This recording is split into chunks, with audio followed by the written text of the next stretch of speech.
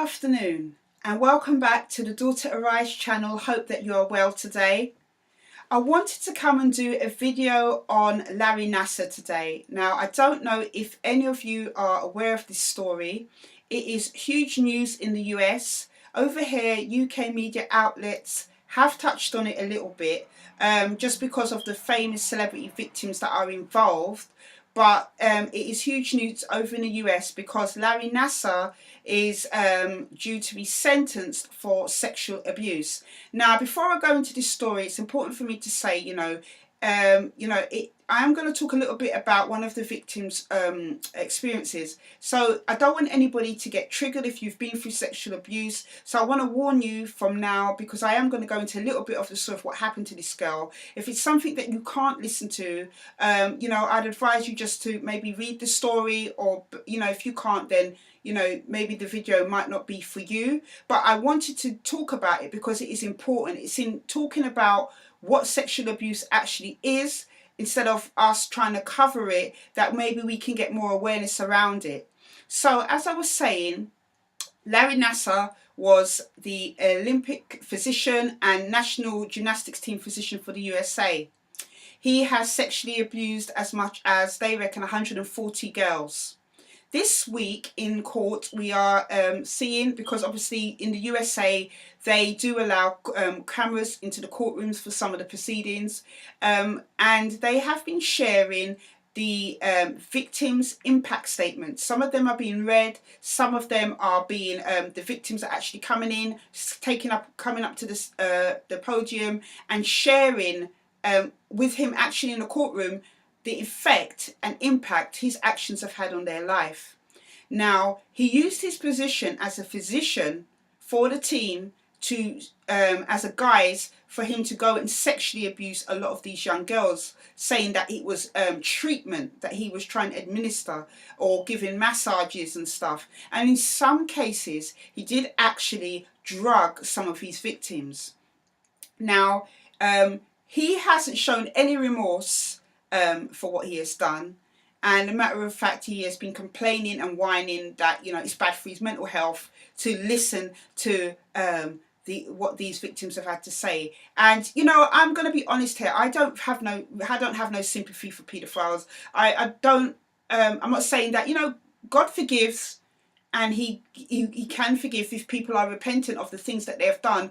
But in my experience of seeing paedophiles, I'm yet to come across any that actually take accountability for their actions, or are even sorry for what they've done. And actually, he's been complaining in court that he wants to be excused from these proceedings because it is detrimental to his mental health. But the judge has said, actually, no, you're going to sit here and you're going to listen to it, because your little minutes of pleasure has caused these women to have a devastating effect on their life, what you've done to them. So actually, that's the very least you can do. And I was really pleased that the judge in this case has done that, because over here, I don't know, he probably would have been excused from proceedings, but in America, I think that they deal with things a lot different.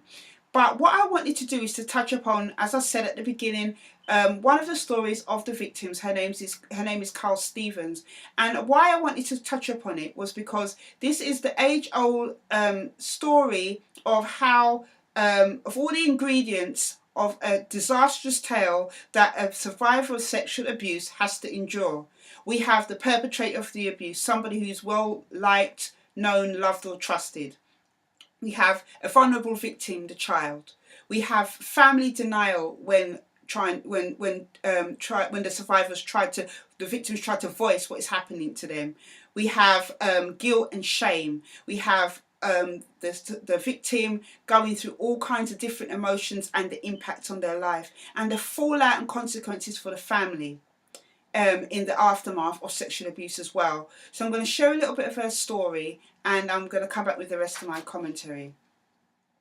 So Carl Stevens said that she had been waiting a long time for this day. She said, "I've been coming for you a long time." She told Nassar as he hid his eyes beneath his hand through his testimony. "I've told counsellors your name in the hopes they would report you. I've told your name to Child Protective Services twice. I gave a testament to your medical license to get your medical license revoked. You were first arrested on my charges, and now, as the only medical victim to come forward, I testify to let the world know you are a repulsive liar. Kyle told the court her mother and father became close to Nassar and his wife when she was 5 years old. They were all medical professionals and shared a passion for the subject. Most Sundays, Nassar's wife and her mother would cook dinner for their families, and they even shared sporting events, holidays and weekends in between. She said all that was shattered when one day, when she was 6 years old, Nassar first exposed his genitals to her in the boiler room of the basement of his house. He told her, "If you ever want to see it, all you have to do is ask." She then goes on to describe an escalating pattern of abuse, talking about Nassar started to masturbate in front of her, rub his genitalia on her bare feet, penetrated her with his fingers, and all this took place with her parents and siblings and his wife and children in the same house.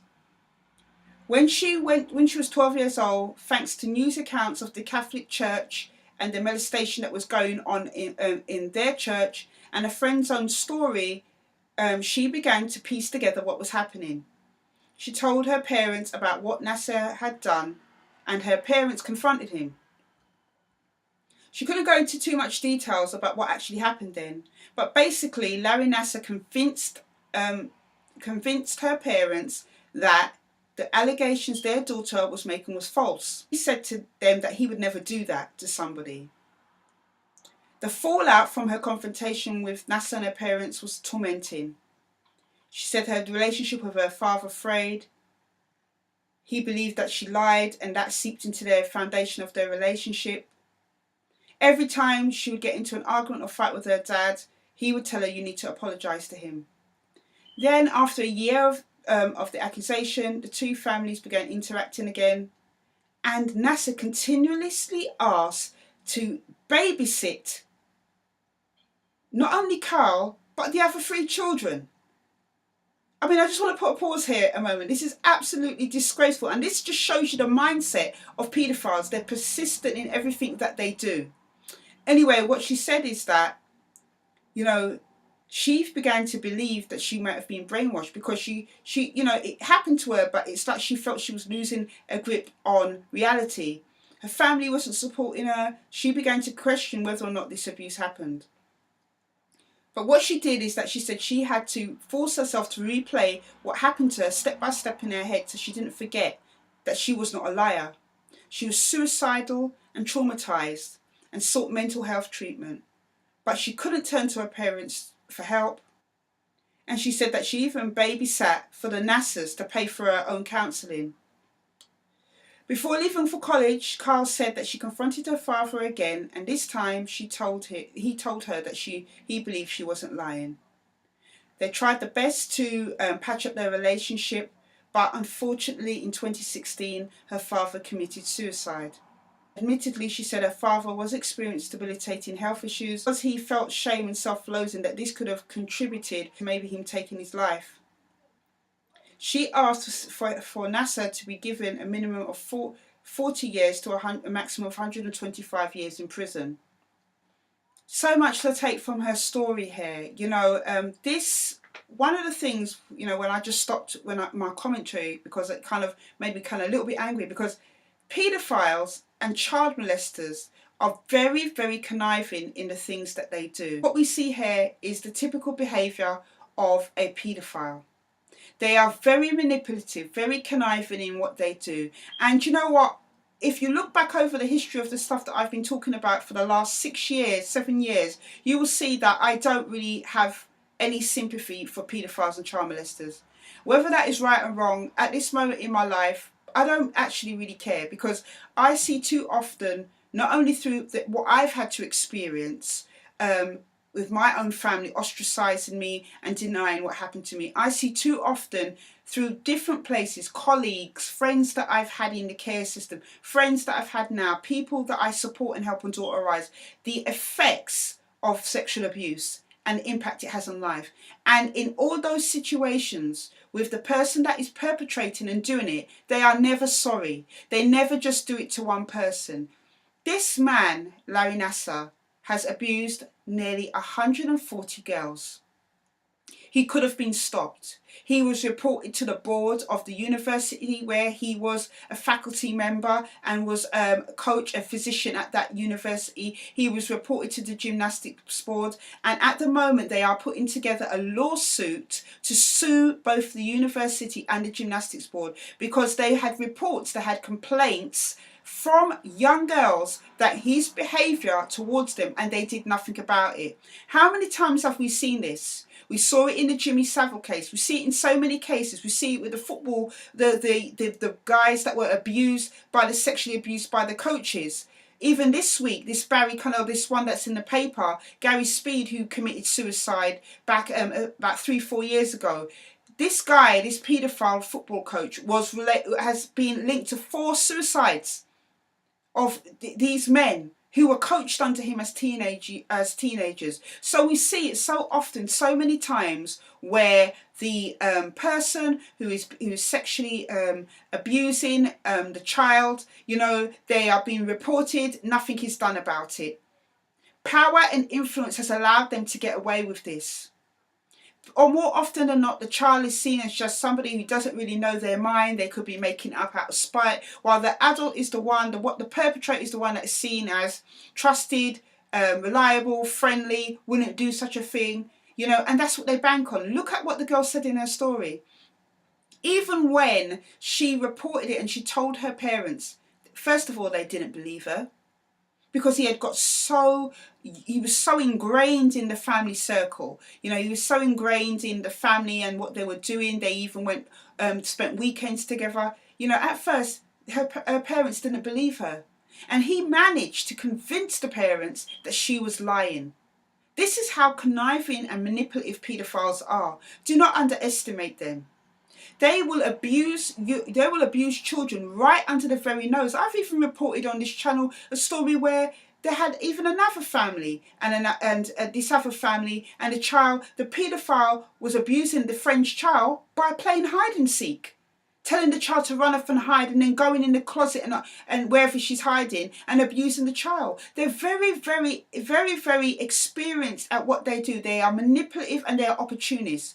They will abuse you. They will abuse children right under the very nose of their parents. They are that smart, but they're stupid because in the end they get caught. This girl had to go through all that. Her parents didn't believe her. She felt suicidal. She felt like she was going mad. She felt like she was brainwashed because really she couldn't believe, did this actually happen to me? Because no one believed her. She thought it was a dream. She went through all this, but what I admire about her, and I take my hats off to her and other survivors like her that come forward.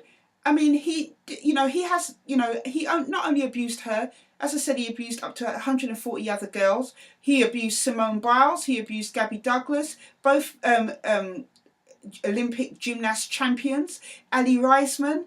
Those are more of his famous victims. He abused so many girls. Some of them were talking about how they had eating disorders, depression, suicidal thoughts, all kind of mental health problems. These are things that I talk about on this channel and in my blog, on my Facebook page, on my Twitter. In my book, I've been sharing, even from personal experience, how sexual abuse affects your life. Yes, we understand that physical abuse always leaves injuries and scars. And in some cases, sexual abuse does leave injuries. But for a lot of people, it doesn't leave injuries. And because of that very reason, people seem to think that it's a victimless, harmless crime. It's not. There's many research that has been done that shows the psychological damage that sexual abuse has on victims and survivors. We have more mental health problems, more kind of complicated relationships, more kind of disorders. It can feel like a lifetime sentence without help. But this girl said, I've been coming for you for a long time, and I really wish there were more people out there, and there are, and I'm not taking away from those that can't at the moment, because I myself understand how hard it is to voice what has happened to you. Because the very reason why a lot of people keep it quiet and don't tell their families is because they don't want the fallout. They don't want to be not believed. And, unfortunately, as hard as it is to swallow, a lot of times in these cases, and this is from, statistics, and this is from people's personal stories and people I know, my own experience, a lot of the time, family and friends or the social circle would rather go into denial than face the fact that somebody that they know, they trusted, could be capable of doing such a thing. But I admire Kyle Stevens. I admire her strength. I admire her determination to get justice. And you know what? It's something that I can relate to, because even in my own quest, I never got justice for what my dad done to me. I was ostracized from my family. I was rejected. But you know what? I keep my foot on his neck by going out there and sharing my story. God will make sure that every person that has been through sexual abuse, he said he's going to repay. He's going to repay for what my father did to me. So maybe I may not have got justice of the court in Islam, but I'm getting my form of justice by making sure I continue to share my story.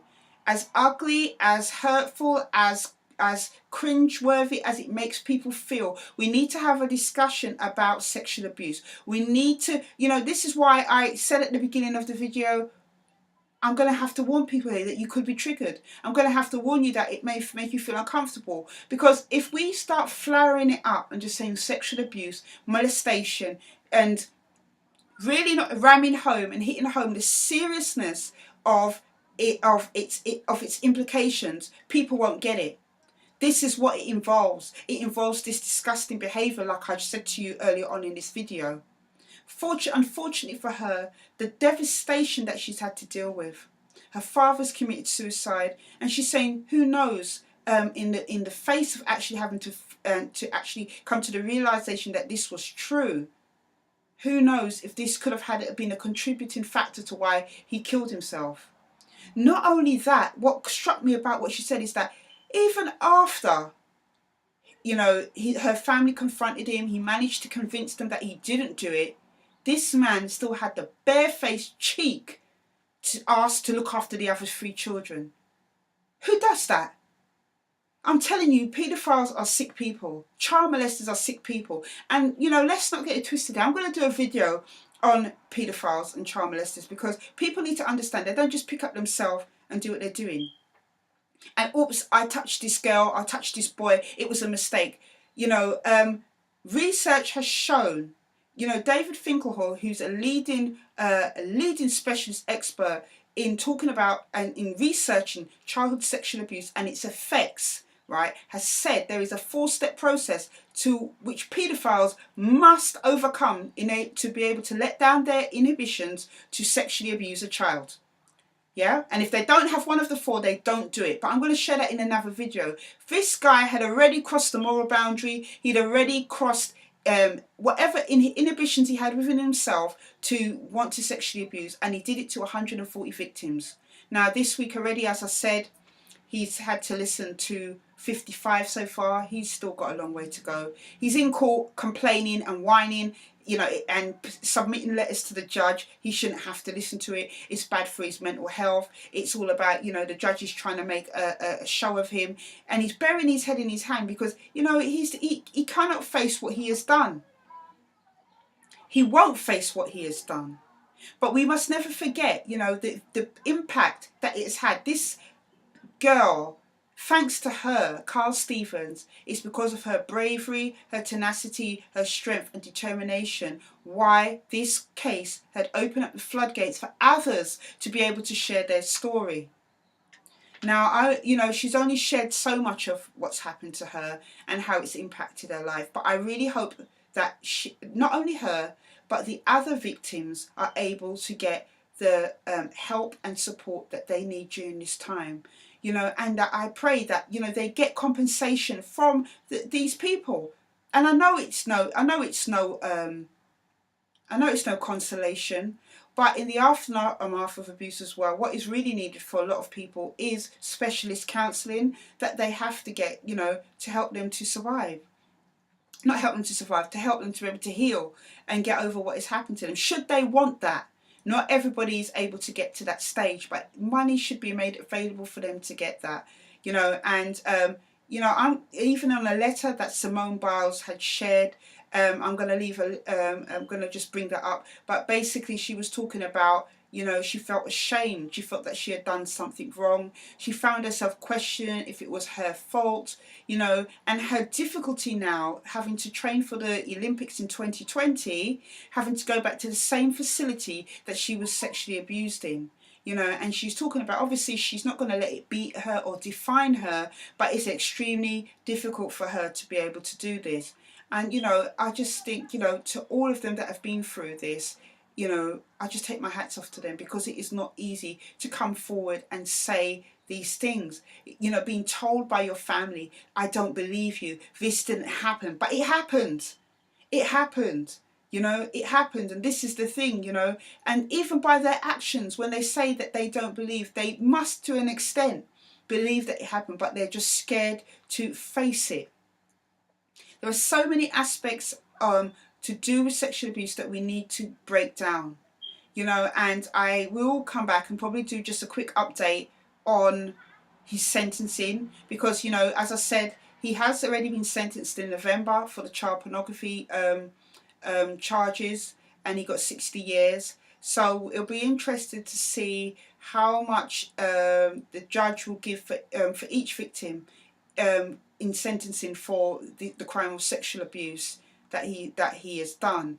And I hope they, you know, he's sentenced to life without parole. I don't care. You know, murders get that. You know, these people destroy lives. You know, and it's not just the survivor's life that is affected. It's the family's lives, and, you know, all the other things that go along with it. So I just really wanted to cover this story. You know, one person was able to wreak this much havoc. And I've said it, and I'll say it again. People who sexually abuse children don't just abuse one. I've shared so many stories on my Facebook page where, you know, one survivor has spoken out. They found out that he did it to the neighbour, the cousin, the friend down the road. You know, they don't just do it to one, they do it to many. They're opportunists. Once they have broken down that barrier within themselves, the inhibitions that abusing children are wrong, they go into free for all. But they're very good at inoculating the victim and making her feel that she's crazy or he's crazy or that you are the only one or whatever, when they've done it to many others. You know, I even believe that my father, my birth father, and I'm saying it, that he has done it to others. It's only a matter of time before God reveals the truth about that situation. But they don't just do it to one, and we must remember that. We must continue to talk about this subject, as ugly as it is, because otherwise these sick people get away with it. They're sick. They don't even realise they're sick, but they will get away with it if we keep quiet and we don't say anything.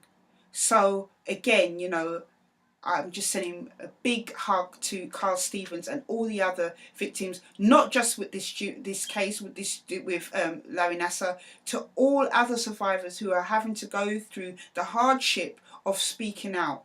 You know, it will never be in vain. You know, and for those of you that haven't been able to find your voice, I really hope one day that you're able to do that. It takes courage and it takes support. But I will update you on this story. But I just wanted to share with you a little bit about this man here and what he has done. Should you be affected by the issues that I've talked about in this video and would like support and help to be able to voice what has happened to you, Daughter Arise can help stand beside you in that. Now, we don't offer counselling. I am not a counsellor, but we are a support organisation, and we can obviously give you numbers or point you in a direction where you may be able to get some help. But should you want support during this time of your life, maybe you're somebody that has been ostracised from your family, can't talk to your family or friends because they don't understand, because they haven't been through it. So Daughter Arise run a support group, and we are here to support and help. So, you know, please get in touch. You can contact us by www.daughterarise.org.uk. You know, if you contact us, we'll get back to you, obviously. In the left and right hand corner, you'll see the icon for Daughter Arise. Please subscribe to this channel. Please share the videos on this channel. You know, it's an important subject. We want to try and raise awareness of sexual abuse. We want to get it out there. You know, it's not a victimless crime. It's not a harmless crime. It has injuries. You may not be able to see bruises on the outside, but it bruises inside, and the effects are long lasting. We want to get that out there. We want to encourage people. We want to help people. Also, as well, in the other corner, there may be a video you haven't seen before. Please check it out. And I will leave links to this story in the description box below. Hopefully you will check it out. If you want to comment on it, please visit my Facebook page, because I will be posting links about the story there as well. So that is it for this video.